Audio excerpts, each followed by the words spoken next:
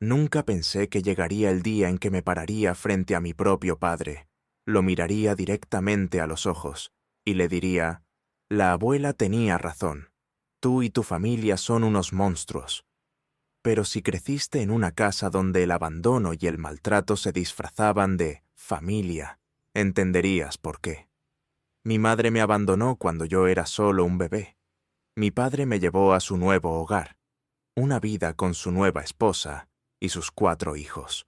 Y durante la mayor parte de mi infancia, lo único que recibí de ellos fueron empujones, insultos y moretones de los que no se me permitía hablar.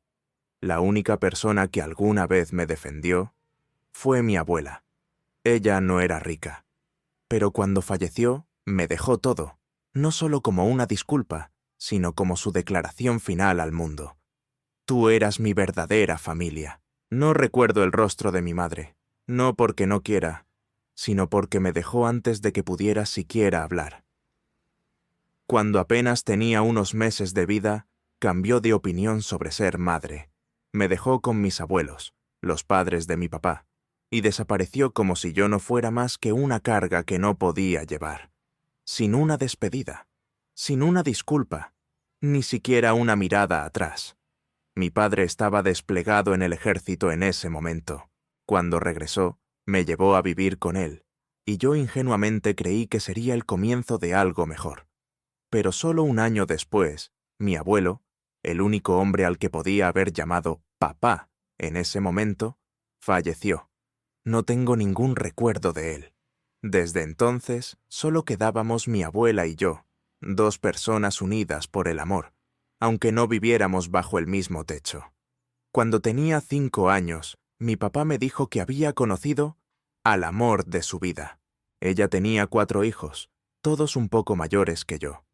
Todavía recuerdo lo emocionado que estaba al contarme sobre esta nueva familia, que por fin tendría una mamá y hermanos como los demás niños. Le creí. Dios, de verdad que le creí. Sonreí, me ilusioné. Esperé que la vida por fin empezara a sentirse como un hogar. La primera vez que los conocí, todo pareció estar bien. Quizás porque yo era demasiado pequeño para entender lo que realmente pasaba. Pero en la segunda reunión, toda la ilusión se rompió. Esos niños, que luego serían mis hermanastros, eran fríos, distantes y llenos de rabia. Me ignoraban. Hacían berrinches cada vez que hablaba con mi papá o intentaba participar, como si mi sola existencia fuera una ofensa. Solo nos habíamos visto 2 veces, antes de que mi padre decidiera que todos viviéramos juntos.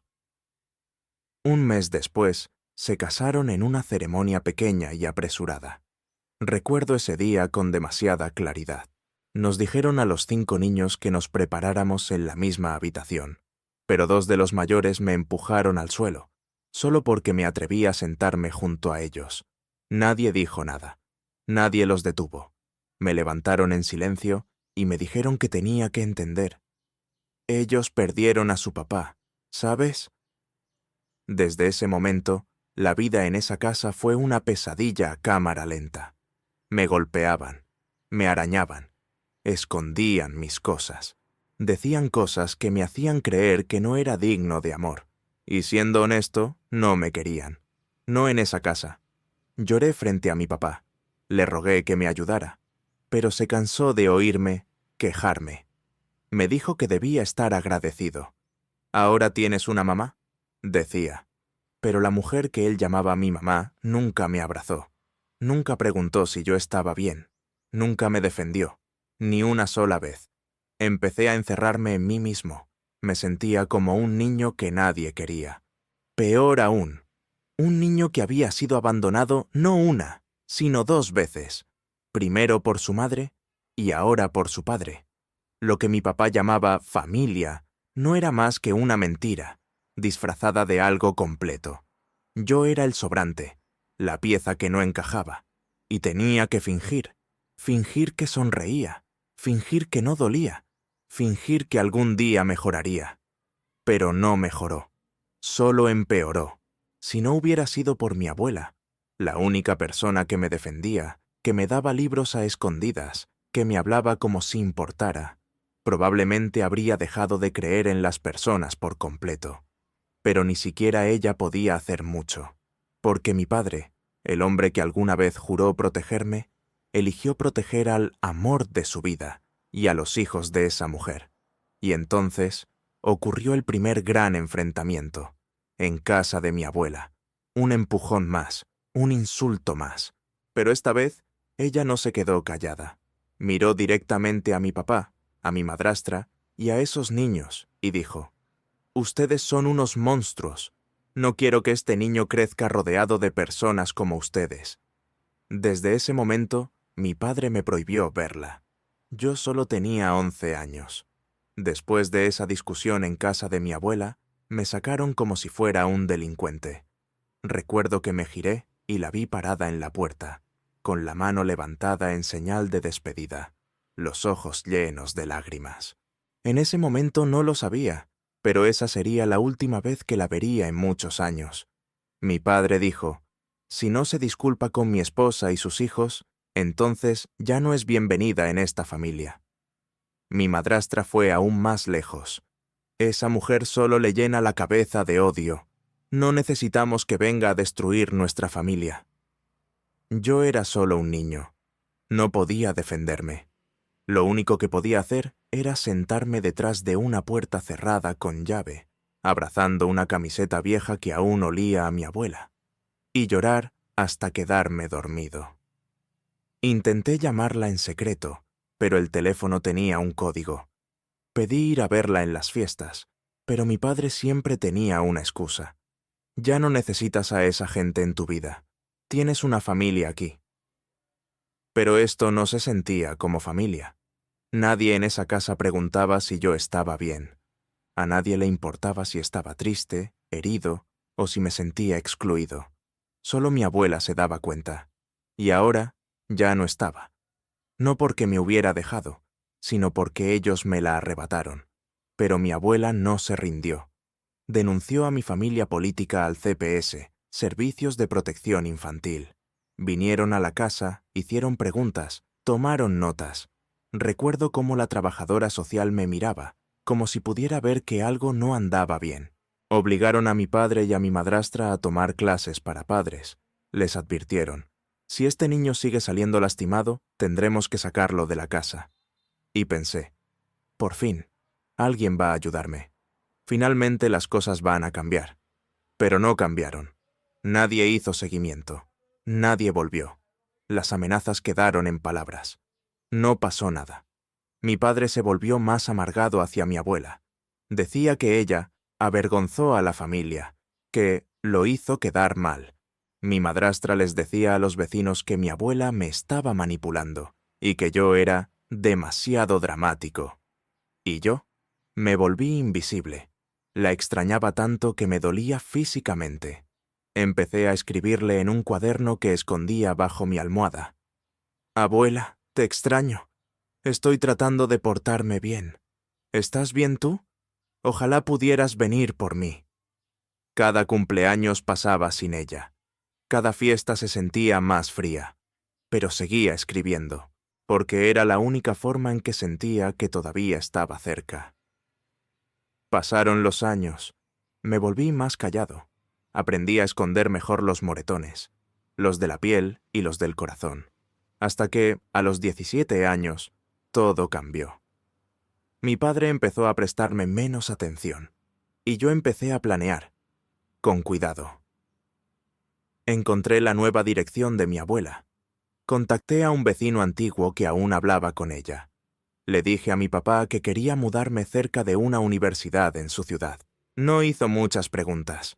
En realidad, nunca le importó mucho lo que yo hacía, mientras no le causara molestias. Así que hice las maletas, y me fui. Cuando llegué a la casa de mi abuela, al principio no dijimos nada. Ella abrió la puerta, me vio ahí de pie, y simplemente me abrazó, sin preguntas, sin juicio, solo amor. Claro, mi papá se enteró. Llamó a la policía. Intentó obligarme a volver. Dijo que mi abuela me estaba lavando el cerebro. Incluso la acusaron de haber maltratado a mis hermanastros. Una mentira total. pero yo tenía 17 años. Legalmente podía elegir con quién vivir, y esta vez no pudieron arrebatármela otra vez. Pasamos juntos 3 años hermosos, tranquilos, silenciosos, seguros. Ella me enseñó a cocinar los platos que amaba de niño. Me ayudó con los formularios para la universidad. Nunca me pidió nada, solo que siguiera siendo fiel a quien realmente era. Y por primera vez en mi vida, ya no estaba sobreviviendo, estaba viviendo. 3 años después de mudarme con mi abuela, mi vida por fin se sentía tranquila. Tenía mi propia habitación, nadie revolvía mis cajones. Cenábamos en silencio, pero con alguien que realmente me escuchaba. Ella sabía qué tipo de libros me gustaban, y de vez en cuando dejaba uno usado, barato, sobre la mesa como un pequeño regalo. No vivíamos con lujos, no teníamos mucho, pero por primera vez en mi vida sentía que importaba. Por primera vez, no solo estaba sobreviviendo, estaba viviendo, pero la felicidad no dura para siempre. A finales de 2024, mi abuela falleció inesperadamente mientras dormía. No estaba enferma, no me dio señales. Simplemente se fue. Casi como si, después de todos esos años luchando por mí, por fin creyera que yo era lo suficientemente fuerte para seguir adelante solo. Estaba destrozado, pero no me derrumbé, porque en el fondo sabía que ella se había preparado para este momento. Unos días después del funeral, me llamaron a la oficina de su abogado. Había dejado un testamento formal. Me senté allí, solo yo y el abogado anciano, cuando escuché su voz sonar desde una grabación incluida en los documentos legales. Cariño, si estás escuchando esto, significa que ya me he ido, pero no me fui con las manos vacías, y tampoco te dejé con las manos vacías. Lloré ahí mismo, en la silla, pero cuando el abogado llegó al centro del testamento, no lloré solo por tristeza. Lloré por la claridad, el valor y el amor inquebrantable detrás de cada palabra que ella había escrito. Me dejó todo, porque fui el único a quien realmente protegió, el único que creció bajo su mirada atenta desde las sombras, el único que nunca tuvo opción en todo esto, excepto sobrevivir. Me dejó la casa, el mismo hogar donde creció mi papá, una cuenta de ahorros modesta. No era una fortuna, pero suficiente para no tener que preocuparme por cada comida. Un portafolio de inversiones que ella había construido poco a poco desde el día en que murió mi abuelo. Y lo más valioso de todo, cada recuerdo que ella y mi abuelo habían atesorado, su foto de boda, el reloj antiguo de él, su anillo de oro. Pero lo que me dejó sin aliento no fue nada de eso. Fue la última línea de su testamento. A mi hijo, el padre de este niño, le dejo $100. No merece el resto. Me quedé sin palabras. El abogado me miró y me explicó con suavidad. Esa es la cantidad mínima legal que ella tenía que dejarle para que no pudiera impugnar el testamento. Es tanto un límite legal como emocional. No dije nada. Solo podía ver en mi mente al hombre que una vez me arrancó de los brazos de mis abuelos, que me arrojó a una casa llena de crueldad y silencio, que me vio sufrir y me dijo que debía estar agradecido por ello.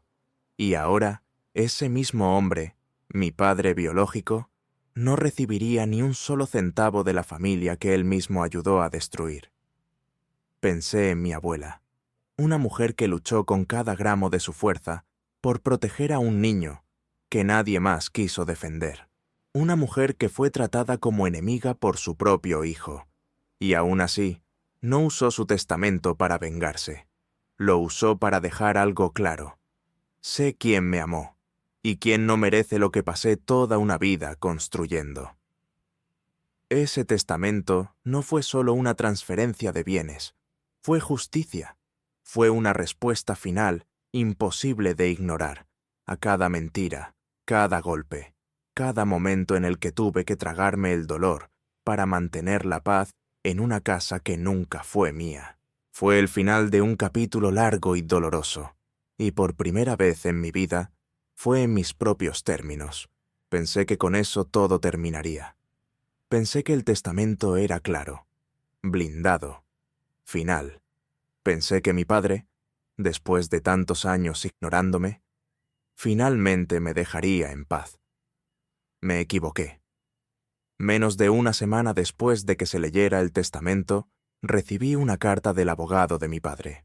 Estaba impugnando la herencia, alegando que, como único hijo vivo de mi abuela, tenía derecho a todo: la casa, los ahorros, las inversiones, incluso el anillo de bodas que ella me dejó en una pequeña caja de terciopelo. Intentó argumentar que yo la había manipulado, que la aislé y la engañé para que cambiara su testamento. Patético e insultante. Por suerte, mi abuela lo había hecho todo como manda la ley: firmado, notariado, con testigos, todo documentado. No había ni una rendija legal. Mi abogado fue claro: no tiene ni una base para reclamar, pero eso no significa que no intentará hacerte la vida imposible. Y así fue. Cuando las amenazas legales no funcionaron, recurrió a lo que la gente tóxica siempre hace: la vergüenza pública. Todo empezó con publicaciones vagas en Facebook de mi madrastra. Qué triste cuando el dinero divide a una familia. Es tan fácil manipular a los ancianos. Lástima que nadie lo evitó. Después vinieron los posts de mis hermanastros. Sí, los mismos que me empujaban al suelo y convirtieron mi infancia en un infierno. Todos éramos sus nietos, pero eligió a uno. Él ni siquiera era parte real de esta familia, y ahora se quedó con todo. Lo hacían sonar como si yo fuera un oportunista codicioso que había robado lo que debía compartirse. Y la gente en Internet empezó a creerles. Vi comentarios como: debería repartirlo, la sangre es la sangre. Si tuviera corazón, compartiría lo que la abuela construyó para todos. Nadie necesita quedarse con todo eso. ¡Qué egoísmo! Nadie sabía cómo había sido mi vida. No sabían de los moretones, de los insultos, de las noches llorando en silencio, rogando que alguien, cualquiera, me preguntara si estaba bien. No sabían que mi abuela fue la única que realmente me amó.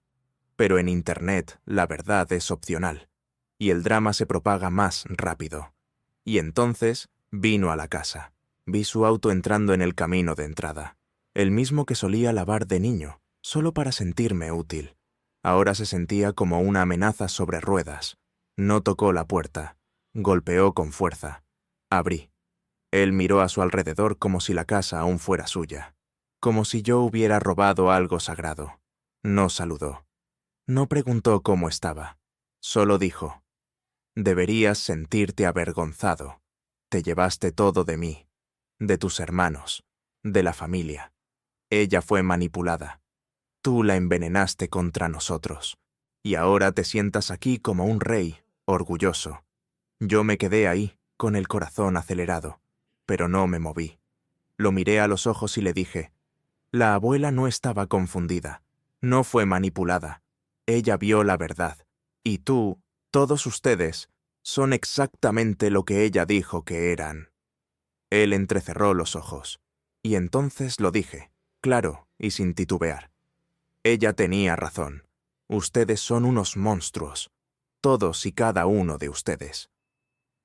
Por un segundo no se movió. Su cara se puso roja. Luego vinieron los gritos, las amenazas, los golpes a la puerta. Me llamó una desgracia. Dijo que me arrepentiría, que moriría solo como ella. Pero la verdad es que mi abuela no murió sola. Murió en paz, sabiendo que la única persona por la que luchó por fin estaba a salvo. Y parado ahí, en esa puerta, entendí algo. Él ya no podía tocarme, ni legalmente, ni emocionalmente, ni nunca más. Se fue furioso, pero su silencio después de ese día no fue derrota, fue amargura. Sabía que yo no me iba a rendir, y sin acceso al dinero de mi abuela, ya no tenía poder. Pero los susurros en Internet seguían. Personas que no sabían nada de mi historia seguían llamándome codicioso. Amigos que no veía en años me escribieron para escuchar mi versión. Algunos decían que debería darle algo a mi padre para mantener la paz. Pero yo no buscaba una paz construida sobre la culpa. No quería reescribir la historia solo para que otros se sintieran cómodos. Lo único que quería era, por fin, vivir una vida sin miedo, sin manipulación y sin vergüenza. Si mi abuela me dejó algo además de su herencia, fue esto: el valor de dejar de explicarme ante quienes nunca quisieron entenderme. Después de que mi padre vino a la casa y me gritó como si fuera un ladrón, algo finalmente hizo clic. Me di cuenta, nunca fui su hijo, no de verdad. Para él, yo solo era una molestia, un cabo suelto, una espina en su costado, hasta que tuve algo que él quería, una herencia. Yo no empecé esta guerra, solo sobreviví a ella, pero tal vez eso fue lo que más le dolió, el hecho de que sobreviví, que resistí, que sigo aquí, y desde el momento en que finalmente lo dije en voz alta, ella tenía razón. Ustedes son unos monstruos. Todo cambió. Las amenazas legales se detuvieron. Tal vez se dieron cuenta de que no era fácil de intimidar, o tal vez sabían que no tenían base legal alguna. Pero la paz no llegó tampoco, porque el odio no necesita tribunales. Viaja más rápido a través de los susurros, las mentiras, las publicaciones en redes sociales y el juicio de extraños que no saben nada, pero aman opinar. Antiguos amigos comenzaron a escribirme: «Oye, ¿qué está pasando? ¿Es cierto que no compartiste nada con tus hermanos? Vi una publicación diciendo que tu abuela tenía demencia. ¿Es verdad?». Pero nadie preguntó: «¿Estás bien? ¿Te dolió que tu familia entera te diera la espalda cuando eras niño?». Y ahí entendí algo. La mayoría de la gente no tiene idea de lo cruel que puede ser una foto familiar perfecta por dentro. Casi escribo una publicación larguísima. Casi comparto todo: registros médicos, reportes del CPS, pruebas. Pero me detuve. No porque tuviera miedo, sino porque ya no le debo pruebas a nadie. Mi supervivencia es la prueba. El amor de mi abuela es la prueba. La desesperación de ellos, ahora que ya no pueden controlarme, también es prueba. Cerré todas mis redes sociales, bloqueé todos los números relacionados con ellos y regresé a la casa que mi abuela me dejó. Limpié cada portarretrato, regué las lavandas que ella había plantado en el porche. Encontré una pequeña tarjeta dentro de un libro que no tocaba desde hacía meses. Era su letra. Si estás leyendo esto, significa que ya me he ido. Vive como vivías cuando estábamos juntos, con honestidad, con valentía y sin inclinarte ante la crueldad. Lloré, pero no era dolor, era libertad. Ya no tengo una familia de sangre, no realmente, pero tengo algo que ningún dinero puede comprar. Tengo libertad, tengo valor. Tengo la fuerza para no ser jamás la marioneta de nadie. La gente dice: la familia es donde perteneces. Pero yo aprendí lo contrario. A veces, la familia es aquello de lo que tienes que alejarte, para por fin ser tú mismo. No sé qué me espera en el futuro, pero sí sé esto: no tengo que pedir perdón por aceptar el amor que sí merecía. No tengo que compartir con quienes siempre me trataron como un extraño. No tengo que seguir callando. Tal vez no estés de acuerdo conmigo. Tal vez pienses que soy frío, rencoroso, incluso cruel. Pero solo era un niño, abandonado, maltratado y obligado a guardar silencio dentro del lugar que ellos llamaban hogar. Y fui afortunado, porque tuve a una sola persona, mi abuela, que me vio, que luchó por mí, y que me dejó el mayor regalo de todos: no dinero, sino la oportunidad de vivir una vida que sea mía, libre de las manos de quienes solo sabían cómo herir. Si tú fueras yo, ¿te habrías alejado de tu familia para proteger tu vida? ¿Habrías aceptado la herencia? ¿Le habrías dicho a tu propio padre: ustedes son unos monstruos? ¿Fue demasiado duro? ¿O fue una verdad que hacía falta decir desde hace mucho? Cuéntame en los comentarios. Cada perspectiva importa, porque allá afuera hay personas viviendo situaciones similares y necesitan saber que no están solas. Si esta historia resonó contigo, suscríbete al canal. Cada semana comparto historias reales, de personas incomprendidas, heridas y silenciadas, pero que encontraron el valor para hablar y reescribir su destino. Y si crees que esta historia merece ser escuchada, compártela con alguien que ha sido lastimado por las personas que más quería. Nunca se sabe. Tal vez sea la libertad que estaban esperando. Gracias por escuchar. Y cuídate mucho. Te mereces algo mejor. Todos lo merecemos.